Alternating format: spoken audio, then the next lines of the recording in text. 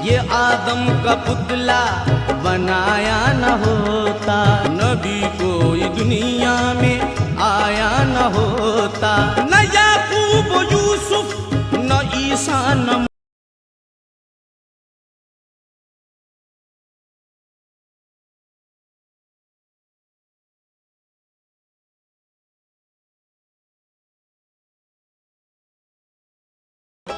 صلون علی النبی یا ایہا الذین آمنوا صلوا علیہ وسلموا تسلیما اللہم صلی علی سیدنا محمد وعلی آل محمد وبارک وسلم صلاة و سلاما علیک یا سیدی یا آقائی یا مولائی یا رسول اللہ صلی اللہ تعالی علیہ وسلم سبحان ربک رب العزت عما یصفون وسلام علی المرسلین والحمد للہ رب العالمین۔ الحمد للہ رب العالمین والعاقبۃ للمتقین والصلاة والسلام علی من کان نبیا وآدم بین الماء والطین وعلى آلہ واصحابہ اجمعین اما بعد۔ قال اللہ تبارک وتعالی فی الکلام القدیم اعوذ باللہ من الشیطان الرجیم بسم اللہ الرحمن الرحیم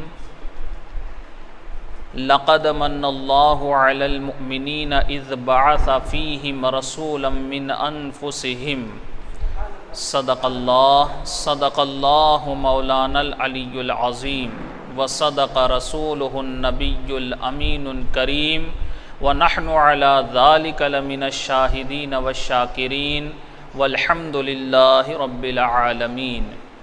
حاضرین، سلسلے کلام کو شروع کرنے سے پہلے آئیے ہم اور آپ مل کر انتہائی خلوص و محبت کے ساتھ تاجدار انبیاء، امام الانبیاء، روح کائنات، جان کائنات جناب محمد رسول اللہ صلی اللہ علیہ وسلم کی بارگاہ بے کس پناہ میں بآواز بلند درود شریف کا ہدیہ پیش فرمائے۔ اللہم صلی علی سیدنا محمد وعلی آل محمد وبارک وسلم صلاة و سلاما علیک یا سیدی یا آقائی یا مولائی یا حبیبی یا رسول اللہ صلی اللہ علیہ وسلم۔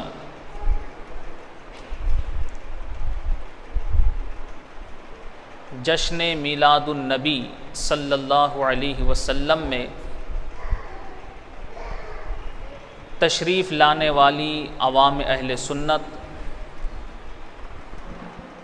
قابل مبارکباد ہے کہ حالات مناسب نہ ہونے کے باوجود ایسی بابرکت محفل میں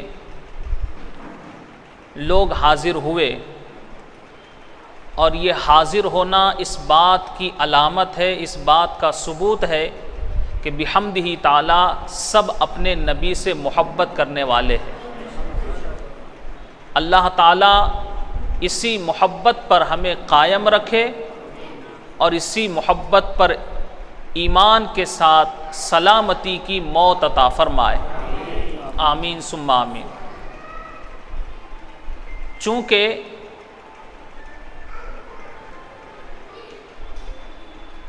یہ محفل اللہ کے محبوب کی محفل ہے اور ہم نے آنے کی کوشش کی، ہم نے آنے کی کیا کی؟ کوشش کی، مگر یہ ان کا کرم ہے کہ انہوں نے اپنی محفل میں ہمیں بلا لیا، کیونکہ محبوب کی محفل کو محبوب سجاتے ہیں، آتے ہیں وہی جنہیں سرکار بلاتے ہیں۔ تو سرکار کا کرم ہوا، ہم نے اپنے سارے دیگر دنیاوی کاموں کو چھوڑ کر اس کام کے لیے ہم نے وقت دیا سرکار نے ہمیں بلایا اور ایسی بابرکت محفل میں بیٹھ کر کچھ سننے کا موقع عطا فرمایا، تو آئیے اسی ذات کے تعلق سے جن کے ہم امتی ہے، اللہ تبارک و تعالی خود اپنے نبی کا میلاد منا رہا ہے۔ اللہ تعالی خود اپنے نبی کا میلاد منا رہا ہے، اور وہ کون سی ہستی ہے، وہ کون سی ذات ہے، خدا کی بارگاہ میں ان کا مقام و مرتبہ کیا ہے، یہ کوئی دنیا دار نہیں بتا رہا ہے، خود پروردگار بتا رہا ہے۔ اور ارشاد باری تعالی ہے، لقد من اللہ علی المؤمنین اذ بعث فیہم رسولا من انفسہم، اللہ فرماتا ہے کہ بے شک مومنین پر بڑا احسان ہوا کہ ہم نے انہی میں سے ایک رسول بھیجا۔ ایک آسان ترجمہ آپ لوگوں کو سنایا۔ اللہ تعالیٰ نے مومنین پر احسان جتایا۔ کس پر احسان جتایا؟ سارے ایمان والوں پر، کہ انہی میں سے اللہ نے ایک رسول بھیجا۔ اب آپ تھوڑا غور کیجئے، اللہ کے احسانات ساری کائنات پر ہے یا نہیں؟ پوری کائنات پر اللہ کا احسان ہے نا؟ کائنات کا سسٹم جو چل رہا ہے، جو نظام چل رہا ہے، یہ اللہ کی مرضی سے ہی چل رہا ہے نا؟ کئی سال ہو گئے، کئی برس بیت گئے، سورج اپنا کام کر رہا ہے، چاند اپنا کام کر رہا ہے، ہوا اپنا کام کر رہی ہے، زمین اپنا کام کر رہی ہے، پانی اپنا کام کر رہا ہے، اور اللہ تبارک و تعالیٰ نے یہ کائنات کی ساری چیزیں اپنے محبوب کے صدقے میں پیدا کی۔ اور حدیث قدسی میں بتا دیا، لولا لما خلقت الافلاق، لولا لما خلقت الارض، لولا لما خلقت الدنیا، کہ اے محبوب اگر آپ کو پیدا کرنا نہ ہوتا، آپ کا میلاد نہ ہوتا، تو میں نہ آسمان بناتا نہ زمین بناتا۔ اگر آپ کو پیدا کرنا نہ ہوتا تو میں دنیا ہی نہ بناتا۔ اے محبوب اگر آپ کو پیدا کرنا نہ ہوتا تو نہ سورج بناتا نہ چاند بناتا، کچھ نہ بناتا۔ یہ سب کچھ اے محبوب میں نے تمہارے صدقے میں بنایا۔ یہ بات واضح ہو گئی تو معلوم ہوا کہ اپنے محبوب کے صدقے میں اللہ نے ساری چیزوں کو وجود بخشا۔ اب یہ ساری چیزیں جو اللہ نے بنائی ہے، یہ انسانوں کو فائدہ دے رہی۔ کیسی کیسی خدا کی نعمتیں ہیں، انسان کیسا کیسا اس سے فائدہ اٹھا رہا ہے۔ ہم نے ان نعمتوں پر کبھی غور نہیں کیا، کبھی دھیان نہیں دیا، کبھی توجہ نہیں دی۔ آج لوگوں کے سمجھ میں آ رہا ہے کورونا کا زمانہ ہے، زندگی کتنی بڑی ہے، زندگی کتنی بڑی نعمت ہے، تندرستی کتنی بڑی نعمت ہے۔ آج سمجھ میں آیا، جب جان پر باری آئی تب سمجھ میں آیا۔ کیا کبھی خدا کی نعمتوں پر ہم نے غور کیا؟ اسپتال میں ایڈمٹ ہو گئے تو لاکھوں کا بل ہوتا ہے، اگر آکسیجن پر رکھا جائے تو اچھے اچھے پیسے والے بھی غریب ہو جاتے ہیں۔ ہوتا ہے یا نہیں بولیے؟ دنیا کا ہم آکسیجن لیتے ہیں تب ساری زندگی کی جمع پونجی خرچ کرتے ہیں اپنی زندگی کو بچانے کے لیے، لیکن اس خالق کے کائنات نے جب آکسیجن دیا، ہوا دی، زندگی دی، ہم نے اتنی سانسیں لی، چھوڑ دی، کبھی اس پر غور کیا؟ وہ کتنی نعمتوں کا دینے والا ہے، بندہ اس کی نعمتوں کو شمار نہیں کر سکتا، بندہ خدا کی نعمتوں کو گن نہیں سکتا۔ خود اللہ تعالیٰ قرآن میں فرماتا ہے وَإِن تَعُدُّوا نِعْمَةَ اللَّهِ لَا تُحْصُوهَا، کہ اگر تم اللہ کی نعمت کو گننا چاہو تو گن نہ سکو گے، اتنی خدا کی نعمتیں ہیں۔ ساری نعمتوں کو ایک طرف رکھو، ہم اپنی زندگی میں ہی دیکھو کتنی نعمتیں ہم استعمال کر رہے ہیں، اور ایک ایک نعمت کتنی قیمتی ہے۔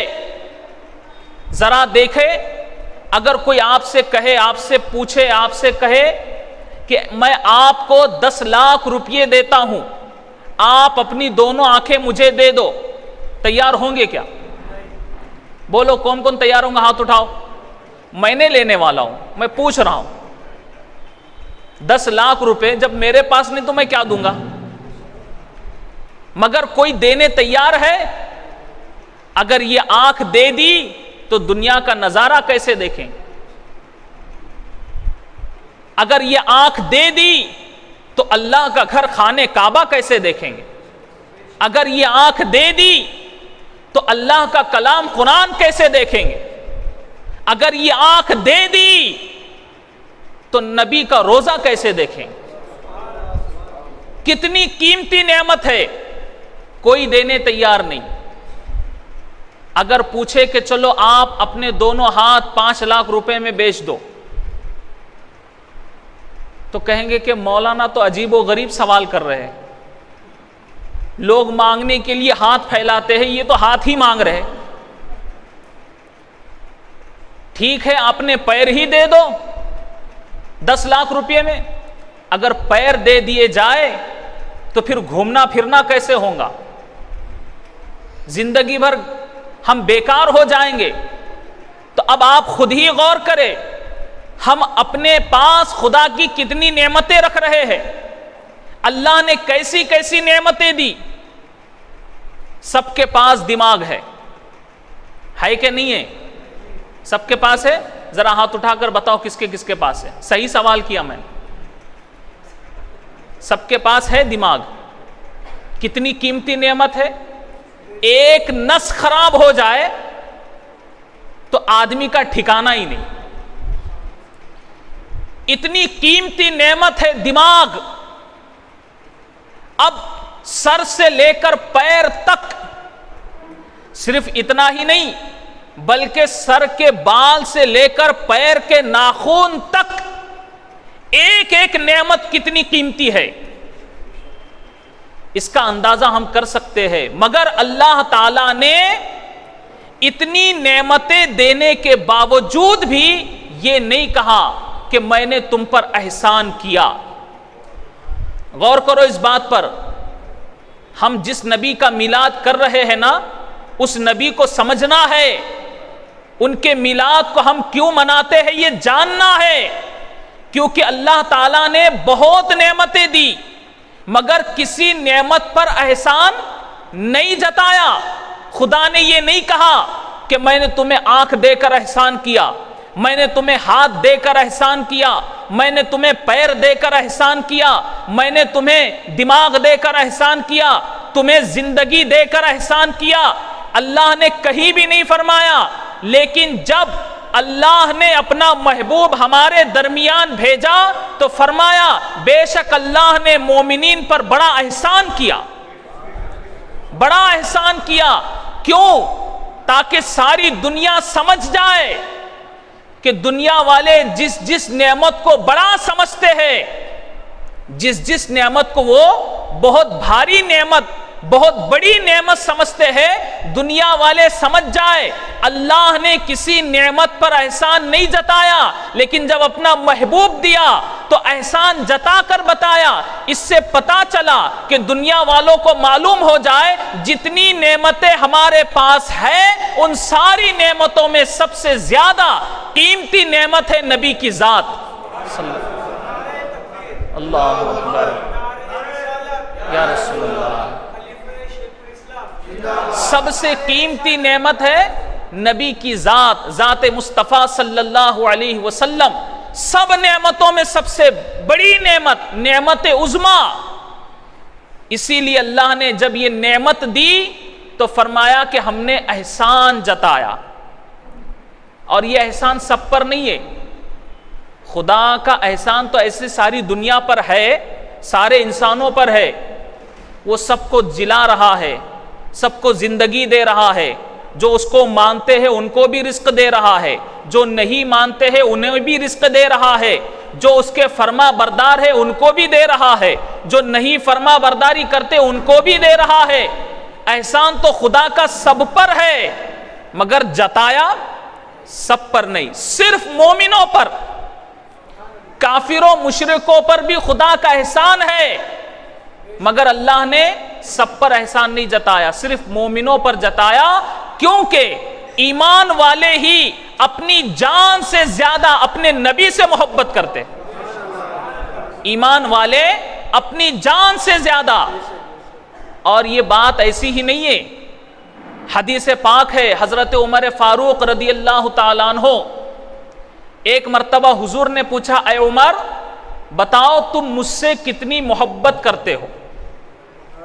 تو حضرت عمر فاروق رضی اللہ تعالیٰ عنہ جواب دیتے ہیں، یا رسول اللہ صلی اللہ علیہ وسلم، میری جان کے علاوہ، حضرت عمر کیا کہہ رہے سنیے، میری جان کے علاوہ ہر چیز سے زیادہ میں آپ سے محبت کرتا ہوں۔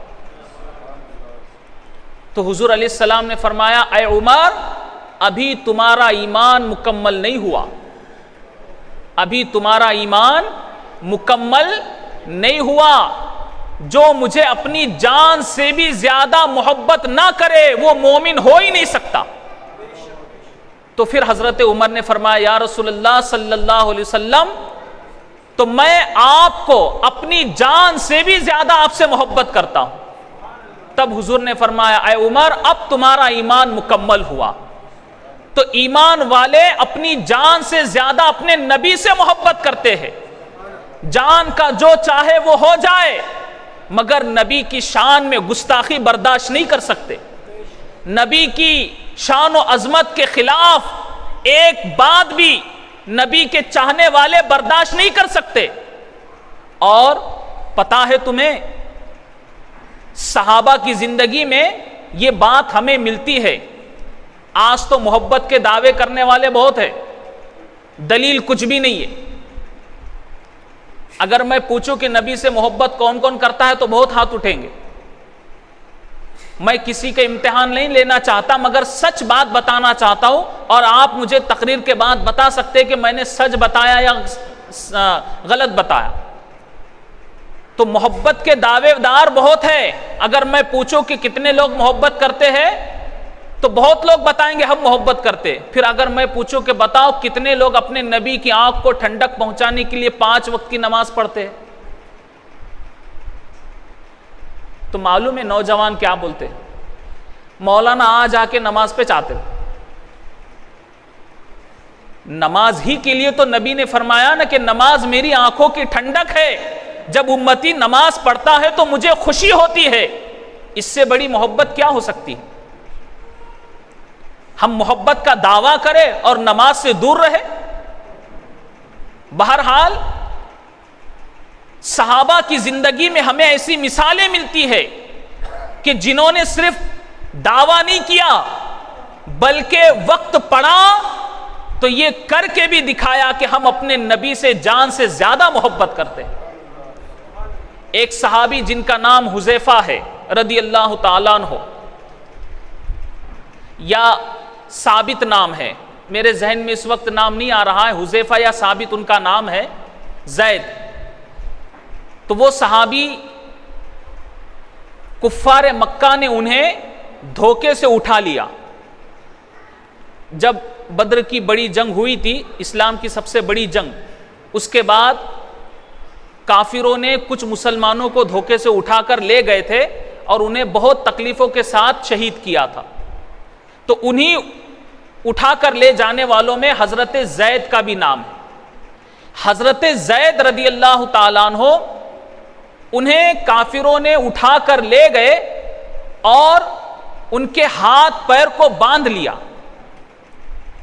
تلوار کے وار ان پر کیے، جسم کو لہو لہان کیا، پورے جسم کو زخموں سے بھر دیا، انہیں بہت تکلیفیں پہنچائی گئی، بہت ستایا گیا، اور ایسے نازک وقت میں اب کتنا نازک وقت ہوگا آپ اندازہ لگا سکتے.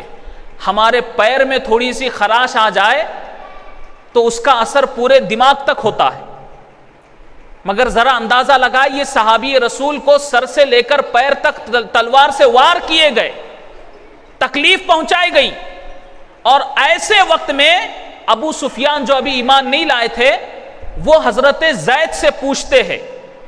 حضرت زید سے ابو سفیان نے پوچھا کہ اے زید یہ بتاؤ تمہارا کیا خیال ہے کہ اگر ایسے وقت میں تم کو چھوڑ دیا جائے, ایسے نازک حالت میں تم کو چھوڑ دیا جائے اور تمہاری جگہ معاذ اللہ محمد عربی کو قتل کیا جائے تو تم کیا کہتے ہو؟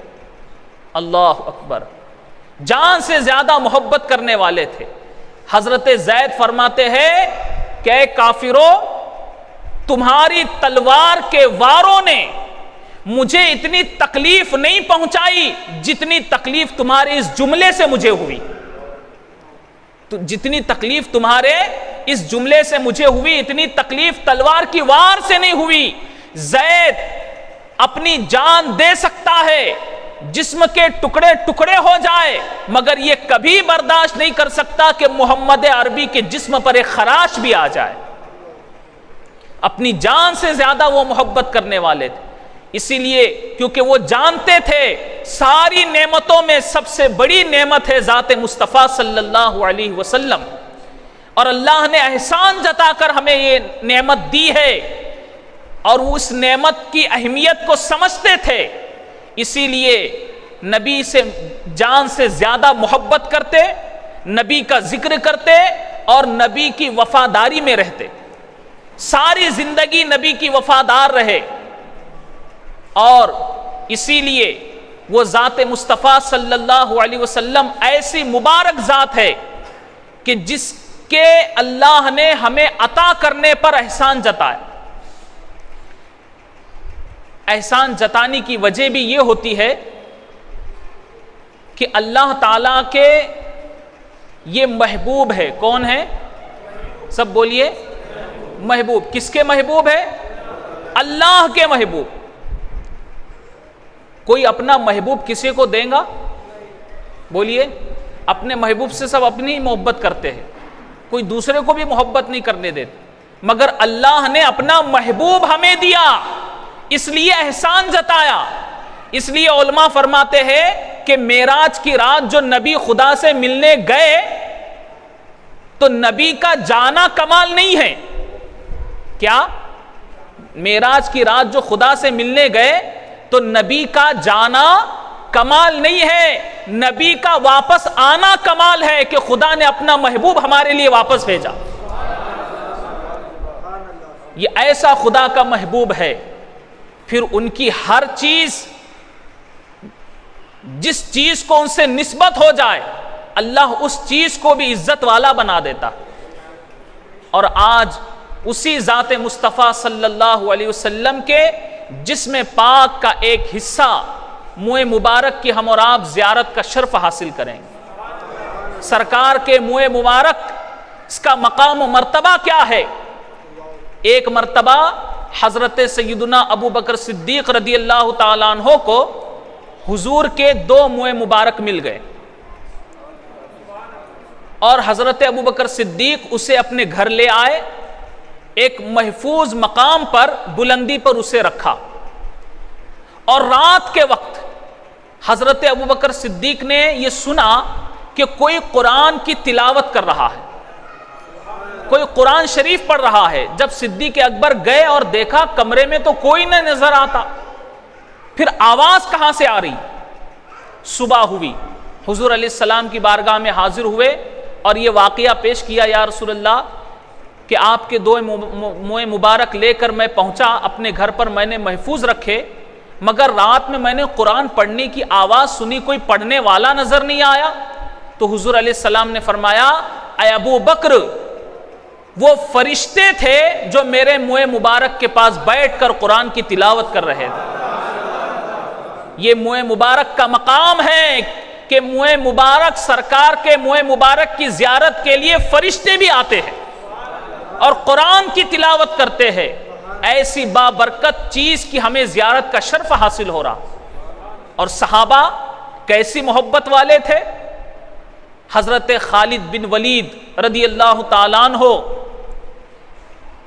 ہمیشہ جس جنگ میں بھی آپ جاتے آپ کو اس جنگ میں فتح حاصل ہوتی, کامیاب ہو جاتے. اور کامیابی کا راز بھی کیا تھا وہ بھی سنیے.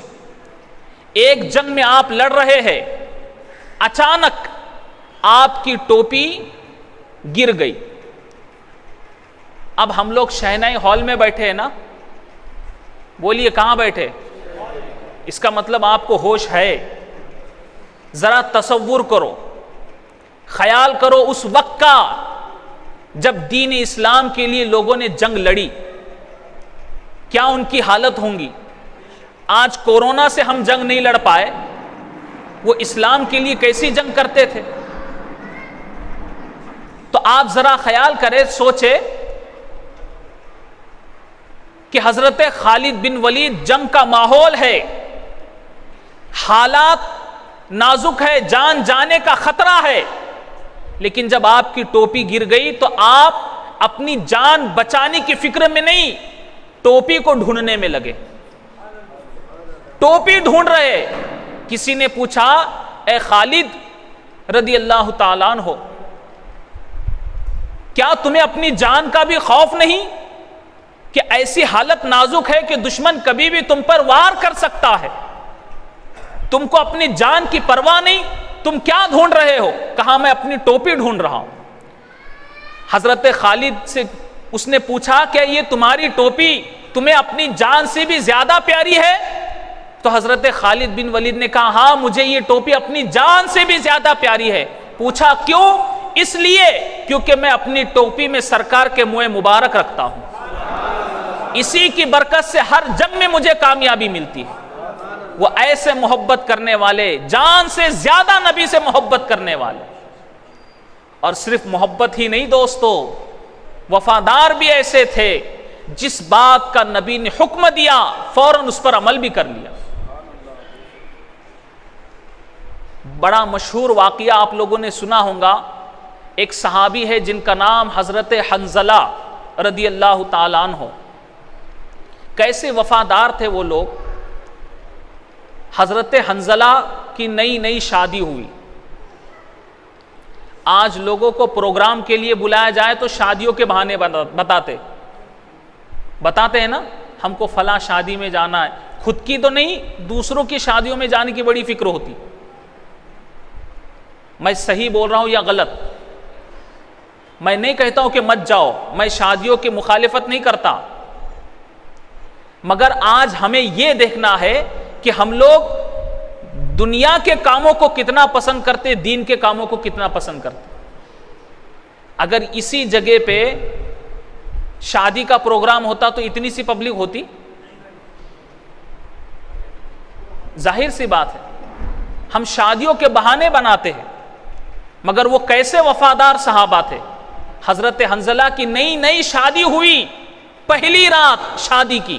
اب پہلی رات تو اور بھی زیادہ قیمتی ہوتی, پھر چاہے ساری دنیا میں کہیں بھی جانا ہو کوئی جانے تیار نہیں ہوتا. پہلی رات ہے حضرت حنظلہ کی, اپنی بیوی کے پاس ہے. سرکار کی طرف سے کسی منادی نے آواز لگائی کہ اللہ کے نبی کا حکم ہے فوراً جنگ کے لیے جانا ہے, تیار ہو جاؤ. نبی کا حکم ماننے میں دیر نہ ہو جائے, اس لیے جس حالت میں تھے اسی حالت میں حضرت حنظلہ اپنی بیوی سے الگ ہوئے اور فوراً جنگ میں جانے کے لیے شامل ہوئے, جنگ میں شریک ہوئے. جنگ ہوئی اور اسی جنگ میں حضرت حنظلہ شہید بھی ہوئے. شہید ہونے کے بعد جنگ ختم ہوئی, سارے شہداء کی لاشوں کو جمع کیا گیا, مگر حضرت حنظلہ کی لاش نظر نہیں آئی. لوگوں نے حضور سے کہا یا رسول اللہ صلی اللہ علیہ وسلم, حنظلہ بھی جنگ میں شامل تھے مگر لاش نظر نہیں آتی. نبی نے آنکھ بند کی اور کہا جاؤ فلاں جگہ جا کر دیکھو, وہاں حنظلہ کی لاش ہوں گی. جب صحابہ وہاں پہنچے تو واقعی کیا دیکھتے ہیں کہ حضرت حنظلہ کی لاش وہاں پڑی ہوئی ہے، مگر ایک عجیب منظر نظر آیا کہ ان کے لاش کو جب صحابہ نے دیکھا تو وہ پانی کے قطرے انہیں نظر آئے کہ گویا کسی نے انہیں غسل دیا ہے۔ حضور سے آ کر کہا یا رسول اللہ صلی اللہ علیہ وسلم، حنظلہ کو تو کسی نے غسل دیا ہے، اور شہیدوں کو غسل نہیں دیا جاتا نا، حضرت حنظلہ کو غسل دیا گیا ہے، اس کا راز کیا ہے؟ نبی نے فرمایا ان کی بیوی سے پوچھو۔ جب بیوی سے پوچھا گیا، خبر ہوئی، تو معلوم ہوا کہ جیسے ہی نبی کا حکم سنا تھا اس وقت حضرت حنظلہ کو غسل کی حاجت تھی، انہیں غسل کرنا تھا، مگر اتنی جلدی میں تھے کہ نبی کا حکم ماننے میں کہیں دیر نہ ہو جائے، فوراً حضرت حنظلہ نکل پڑے اور اسی حالت میں انہوں نے جنگ کی۔ شہید ہونے کے بعد فرشتوں نے حضرت حنظلہ کی لاش کو آسمان پر لے گئے اور عرش پر ان کے جسم کو غسل دیا گیا۔ حضرت حنظلہ کی جسم مبارک کو غسل دیا گیا، اسی لیے ان کا لقب اس وقت سے پڑ گیا غسیل الملائکہ، یعنی فرشتوں نے انہیں غسل دیا ہے۔ ایسے وہ صحابہ اور ایسی محبت کرنے والے عزیزان گرامی، برادران ملت اسلامیہ، یہ نبی سے محبت، ان سے عشق اور ان کے لیے کچھ کرنا، یہ بہت بڑی بات ہے۔ اور یہ کرنے والے کو کیا ملتا ہے؟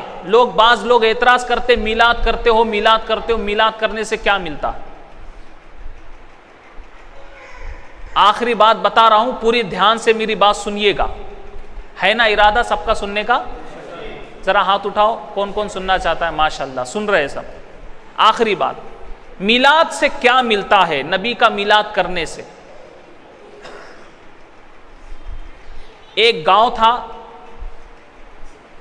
ایسے عاشق رہتے تھے نبی کے کہ جب میلاد النبی کا مہینہ آتا، آج اس کے گھر میں میلاد، کل اس کے گھر میں میلاد، پرسوں اس کے گھر میں میلاد، ایک ایک دن باری باری میلاد ہوتا تھا، جیسا آج شہنائی ہال میں رکھا گیا میلاد کا پروگرام۔ اور جن لوگوں نے رکھا، ہمارے نعیم بھائی ہے، سمیر بھائی اور دیگر لوگ ہیں جو ذمہ داران ہیں، سب کے نام نہیں جانتا ہوں میں، چہرے سے سب کو پہچانتا ہوں، اللہ تعالیٰ یہ سب کا اجر عظیم انہیں عطا فرمائے۔ مگر میں بتانا چاہ رہا ہوں کہ اس کی برکت کیا ہے، کیا ملتا ہے، تو آپ ذرا دھیان دے، سنیے۔ ہر دن باری باری سب کے یہاں میلاد ہوتا تھا۔ ایک غریب شخص تھا، وہ بھی ہمیشہ یہ تمنا کرتا تھا کہ کاش کبھی میں اپنے گھر میں بھی میلاد رکھوں، کبھی میں اپنے گھر میں بھی میلاد رکھوں، ایسی تڑپ تھی اس کی۔ مگر پھر دیکھتا کہ میں تو غریب ہوں، اب اگر میں نے لوگوں کو دعوت دی تو میرا گھر اتنا بڑا نہیں کہ اتنے لوگ آ سکے، کیا کروں کیا نہ کروں، کیا کروں کیا نہ کروں۔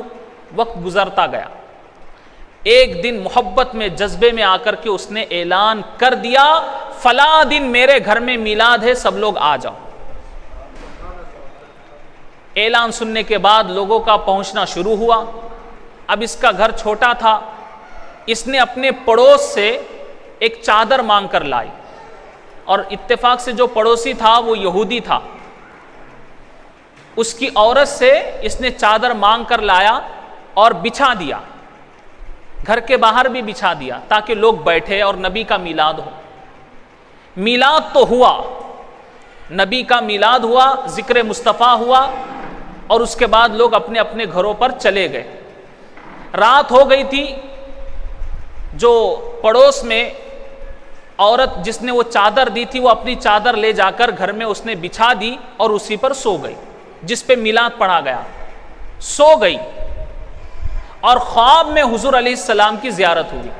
اس عورت کو جو ایمان والی نہیں تھی، یہودیہ تھی، اس عورت کو حضور کی خواب میں زیارت ہوئی، اور حضور علیہ السلام نے فرمایا کہ اے خاتون، تیرے اس چادر کو میرے میلاد کے لیے استعمال کیا گیا، تیری اس چادر کو میرا میلاد پڑھنے کے لیے استعمال کیا گیا، اب میں تجھے جہنم میں جاتا ہوا نہیں دیکھ سکتا، تو کلمہ پڑھ مسلمان ہو جا۔ اس نے کلمہ پڑھا، مسلمان ہو گئی۔ اب صبح اٹھی اور اپنا سارا سامان پیک کیا، سامان باندھا اور شوہر سے کہا کہ میں اپنے ماں کے یہاں جا رہی ہوں، اب میں تمہارے ساتھ نہیں رہ سکتی۔ شوہر ٹینشن میں آ گیا اچانک، یہ کیا ماجرا ہے، رات کو تو اچھی سوئی تھی، صبح اچانک اس کو کیا ہو گیا؟ پوچھا کیا کوئی تکلیف ہے، میں نے تجھے کچھ کہا، تو کیوں گھر چھوڑ کے جا رہی ہے؟ کہا میں اس لیے جا رہی ہوں کہ کل رات میں ہمارے پڑوس میں میلاد کی محفل ہوئی، ہمارے پڑوسی نے ہم سے چادر لے گیا تھا، وہ چادر پر میلاد ہوا، جب رات کو وہ چادر لے کر میں گھر آئی، اسی چادر پر میں سو گئی، تو مجھے مسلمانوں کے پیغمبر جناب محمد رسول اللہ صلی اللہ علیہ وسلم کی خواب میں زیارت ہوئی، اور انہوں نے کہا کہ تیری چادر کو میرے میلاد کے لیے استعمال کیا گیا، میں تجھے جہنم میں جاتا ہوا نہیں دیکھ سکتا، تو کلمہ پڑھ مسلمان ہو جا، اور انہوں نے مجھے مسلمان بنا دیا، اب میں مسلمان تو یہودی، تیرا میرا رشتہ نہیں ہو سکتا، اس لیے میں تجھے چھوڑ کے جا رہی ہوں۔ شوہر جواب دیتا ہے کہ تجھے پریشان ہونے کی ضرورت نہیں، کیونکہ کل رات تیرے خواب میں آ کر جنہوں نے تجھے کلمہ پڑھایا، میرے بھی خواب میں آ کر مجھے بھی کلمہ پڑھایا، میں بھی داخل اسلام ہو گیا، میں بھی داخل اسلام ہو چکا ہوں۔ تو اب آپ اندازہ لگائیے کہ میلاد کے لیے اس نے اپنی صرف چادر دی، صرف چادر، تو غیر مومن کو ایمان کی دولت مل گئی، ناری نوری بن گئے، جہنمی جنتی بن گئے۔ جب غیر مسلم نبی کے میلاد کے لیے کچھ دے تو ان کو ایمان کی دولت مل سکتی ہے، تو جو ایمان والے نبی کا میلاد کرے اللہ تعالیٰ انہیں کیا کیا عطا فرماتا ہو، ہم اندازہ نہیں کر سکتے۔ لقد من اللہ علی المؤمنین اذ بعث فیہم رسولا من انفسہم، کہ بے شک اللہ کا بڑا احسان ہوا مومنین پر کہ ان میں انہی میں سے ایک رسول بھیجا ہے، اللہ نے اپنا نبی، اپنا محبوب ہمیں دیا ہے۔ یہ ایسا محبوب ہے کہ جو چیز ان سے جڑ گئی اللہ نے اس کو بھی باکمال بنا دیا، اللہ نے اس چیز کو باکمال بنا دیا۔ آپ ذرا دیکھیں امت محمدیہ کا مقام کیا ہے کہ جنت میں، حدیث پاک کا مفہوم عرض کر رہا ہوں کہ حضور علیہ السلام فرماتے ہیں کہ حرام کر دی گئی جنت سارے نبیوں پر، کوئی نبی جنت میں نہیں جائے گا۔ آپ سنیں گے تو تعجب میں پڑیں گے یہ کیا بات ہے، لیکن حدیث پوری سنیے۔ نبی کیا فرماتے؟ حرام کر دی گئی جنت سارے نبیوں پر جب تک میں جنت میں داخل نہ ہو جاؤں۔ تو سب سے پہلے ہمارے نبی امام الانبیاء جنت میں داخل ہوں گے، اس سے پہلے کوئی نبی جنت میں داخل نہیں ہوگا۔ پھر آگے نبی فرماتے حرام کر دی گئی جنت سارے امتیوں پر جب تک میری امت جنت میں داخل نہ ہو جائے۔ تو امت محمدیہ کا یہ مقام ہے، جو چیز نبی سے منسوب ہو گئی خدا نے اس کو بھی بلند فرما دیا۔ تو ہم نبی کے عاشق ہیں، نبی سے محبت کرنے والے، آج نبی کے منہ مبارک کی زیارت کا شرف ہمیں حاصل ہو رہا ہے۔ اور یاد رہے اس کو ایک بال سمجھ کر نہیں دیکھنا، منہ مبارک کو کوئی عام معمولی بال سمجھ کر نہیں دیکھنا، اپنے دل میں عشق رسول بسا کر دیکھنا، محبت رسول بسا کر دیکھنا۔ کیوں؟ حدیث پاک ہے، حضور علیہ السلام فرماتے ہیں کہ جس نے میرے روزے کی زیارت کی، حضور کا روزہ کہاں ہے سب کو نہیں معلوم ہے، جانا ہے نہیں سب کو جانا ہے، کہاں ہے حضور کا روزہ؟ مدینہ منورہ میں۔ روزہ قبر انور ہے، لیکن نبی کے الفاظ ہیں، نبی کیا فرماتے؟ جس نے میرے روزے کی زیارت کی وہ ایسا ہے جیسا اس نے میری زندگی میں میری زیارت کی۔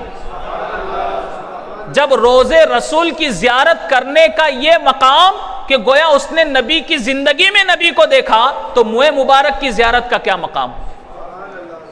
اللہ تعالی ہمیں ساری زندگی نبی سے سچی پکی محبت کرنے کی توفیق عطا فرمائے، ان کے عشق میں، ان کی محبت میں زندہ رکھے اور ان کی محبت میں موت نصیب فرمائے۔ عزیزان گرامی، برادران ملت اسلامیہ، انہی ہدایات پر میں اپنی گفتگو کو ختم کر رہا ہوں کہ ایسا عظمت والا، بلند و بالا، شان والا نبی اپنا محبوب خدا نے ہمیں دیا۔ ہم ان کے امتی ہیں، لیکن اب ضرورت اس بات کی ہے کہ ہم اپنے عمل کو دیکھیں۔ ہم دوسروں کے عمل کو تو دیکھتے ہیں، جب لوگوں کو دین کے لیے بلایا جائے تو لوگ اس کو اہمیت نہیں دیتے، اور یہ صرف یہیں کی بات نہیں، ہر جگہ کی بات ہے۔ اسی لیے دیکھو، مغرب کی نماز کا وقت تھا اور لوگ آخر میں بھی آنے لگے، آخر تک بھی لوگ آنے لگے۔ اس پر توجہ دینا چاہیے کہ ہم لوگ ان چیزوں کو کتنی اہمیت دے رہے۔ ہم دنیا کے کاموں کو اہمیت دیتے ہیں اور دین کے کام کو ہم پیچھے چھوڑ دیتے ہیں۔ ہم ایسے وفادار، ہم ایسے نبی کے چاہنے والے، پھر ہم کہتے ہیں ہم نبی کو اپنی جان سے زیادہ چاہتے ہیں۔ نبی کو تو جان سے زیادہ چاہتے ہیں، بولنا آسان ہے، عمل کر کے دکھاؤ۔ اگر نبی کو اپنی جان سے زیادہ چاہتے ہیں تو 5 وقت کی نماز کی پابندی کرو۔ نبی کو اپنی جان سے زیادہ چاہتے ہو تو اپنے چہرے پر سنت رسول رکھو۔ نبی کو اپنی جان سے زیادہ چاہتے ہو تو اپنی ساری زندگی میں نبی کے سنت کے مطابق عمل کرو۔ پھر تمہیں بولنے کی ضرورت نہیں کہ تم نبی کو اپنی جان سے زیادہ چاہتے ہو، بلکہ نبی کہیں گے یہ میرا امتی ہے، میں اسے چاہتا ہوں۔ یہ کمال کی بات ہے۔ اللہ تعالی ہمیں نبی کی محبت میں زندہ رکھے، ان کی محبت میں موت نصیب فرمائے اور اپنے نبی کی پکی سچی اطاعت کرنے کی توفیق عطا فرمائے۔ وآخر دعوانا ان الحمدللہ رب العالمین۔ اب سب لوگ جہاں بیٹھے ہیں نا وہیں پر کھڑے ہوں گے، کوئی اپنی جگہ چینج نہیں کرے گا، صرف چہرہ پھرا لو اسٹیج کی طرف۔ مائک